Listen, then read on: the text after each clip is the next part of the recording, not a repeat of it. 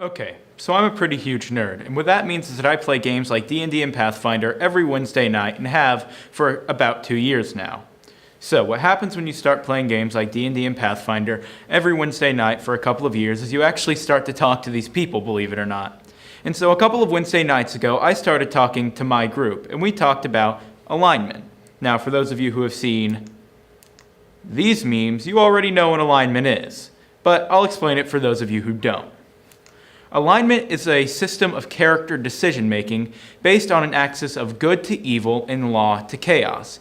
It's how writers and things will determine what their characters will do, and it plays a vital role in games like D&D and Pathfinder.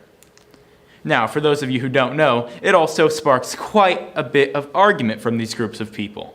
Because whose lawful good are we going off of? Whose chaotic evil? Because these terms, in all reality, really mean nothing. Because our brains are built to put things in boxes, but humans don't act that way. We're more sporadic, and for lack of a better word, chaotic. So, to use a completely non-controversial example, the President of the United States, Donald J. Trump. Is he lawful good because he's the President of the United States? Is he chaotic evil because you don't like his policy? Is he true neutral because he's a complete outsider to the political system? I don't know. They could all be right. Now, alignment is used in more than just these games. They're used throughout books, movies, TV shows. But you see, when we talk about real life, we're not actually talking about something called alignment. We're actually talking about something completely different. So this TED Talk isn't really over alignment, what it is and how it affects us. It's about implicit bias, what it is and how it affects us. So, implicit bias is essentially your first impressions. People say that you make your first impressions within the first 30 seconds that you meet people, but it's really almost immediate from just who you see. So, a good example of this is most of your friends look like you do.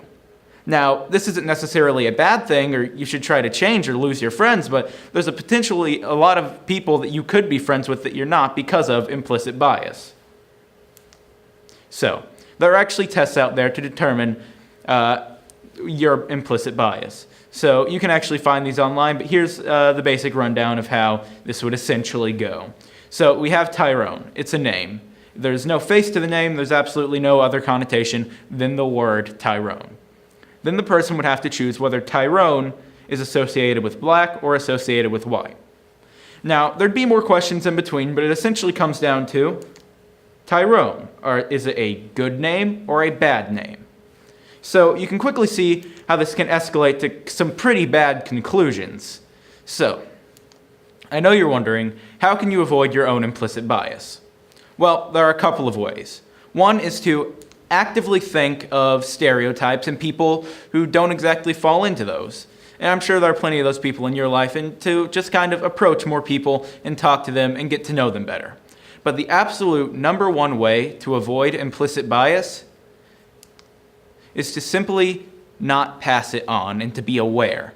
Because if you can avoid passing on your implicit bias to the next generation, then it will die out for good.